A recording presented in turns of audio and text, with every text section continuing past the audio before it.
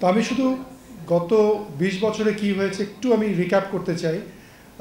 যেমন আমাদের এই স্টার সিনেপ্লেক্সের যাত্রা শুরু হয়েছে ২০০৪ সালে। ইনফ্যাক্ট ২০০২ সালে এটা কনসেপচুয়ালাইজ হয়। এটা আমি বলবো অনেকটা কাকতালীয়ভাবে হয়েছে জিনিসটা। আমি আমেরিকায় ছিলাম প্রায় ১২ বছর।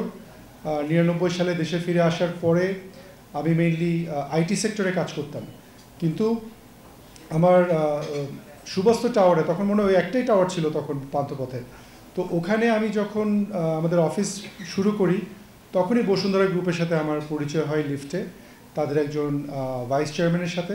এবং তখন তারা বলছিল একটা শপিং মল হবে, ওখানে সিনেমা রাখার পরিকল্পনা আছে। তখন আমি মাল্টিপ্লেক্স নিয়ে আমি আমার ইন্টারেস্ট পোষণ করি। এবং আমি ইন্ডিয়াতেও কিন্তু ওই সময়টাতে আমি বলবো ৯৯ সালে বা ২০০০ সালে তেমন মাল্টিপ্লেক্সের প্রচলন ছিল না। তারপরে আমি ইন্ডিয়ায় যাই এবং ইন্ডিয়াতে যেয়ে দেখি যে পিভিআর বা প্রিয়া ভিলেজ রোড শো, তারা একটা প্রথম মাল্টিপ্লেক্স করে দিল্লিতে। এবং ওটা দেখে আমার ইন্টারেস্টটা আরও জাগে যে মাল্টিপ্লেক্স মানেই হচ্ছে যে একটা কমপ্লেক্সের মধ্যে কয়েকটা সিনেমা হল, যেটাকে আমরা বাংলাদেশে এখন সিনেপ্লেক্স নামটা চালু হয়ে গেছে, বাট সিনেপ্লেক্স আমাদের ব্র্যান্ড, স্টার সিনেপ্লেক্স। কিন্তু মাল্টিপ্লেক্স হচ্ছে আসল ওয়ার্ডটা, বাট সবাই এখানে সিনেপ্লেক্স কথাটা বলে থাকে।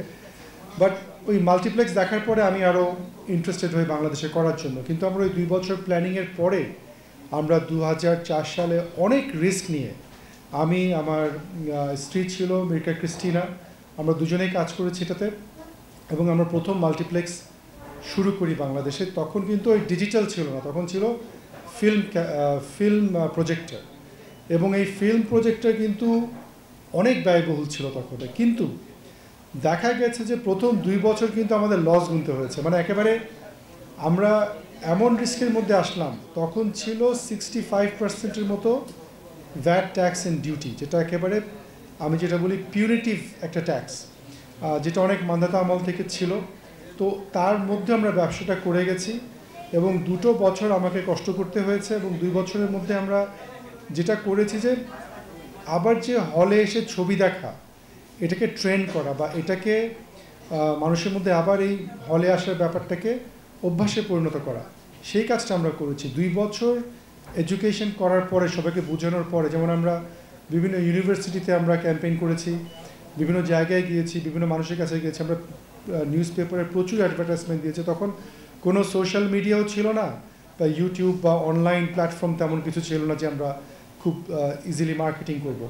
আমাদেরকে বিভিন্ন মিডিয়ার উপরে আমাদের ডিপেন্ড করতে হয়েছিল, বিশেষ করে সাংবাদিক ভাইরা আমাদেরকে খুব সাহায্য করেছে ওই সময়।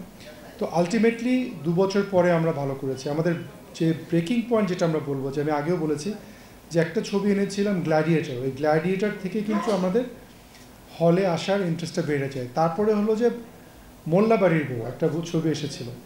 এই যে বাংলা ছবি আমাদের জন্য তখন কিন্তু বাংলা ছবি দেখানো এবং মোল্লাবাড়ির বউ এবং জয়যাত্রা, এই টাইপের মুভি আমরা যখন দেখানো শুরু করলাম, তখন কিন্তু দর্শক আসা শুরু করবো। আমি যখন দেখলাম যে এইখানে আমাদের অনেক মহিলারা আসছে, অনেক স্টুডেন্টরা আসছে, এবং মিডল ক্লাস, আপার মিডল ক্লাস এবং এডুকেটেড ক্রাউডগুলো আসছে, তখন মনে করলাম যে না, এটা সার্থক হয়েছে। তো আমার মনে আছে একটা ঘটনা, যে জয়যাত্রা দেখার জন্য খুব বয়স্ক একজন মহিলা এসেছে, ওনার বয়স হচ্ছে প্রায় ৯৭ বছর বয়স। তো ওনাকে আমি জিজ্ঞেস করেছিলাম যে আপনি কেমন লাগলো আপনার মুভিটা? বলে যে আমি ৩৬ বছর পরে প্রথম হলে আসলাম এবং আমার কাছে খুবই ভালো লেগেছে। তখন আমি বুঝলাম যে না, আমার এই কষ্টটা সার্থক হয়েছে।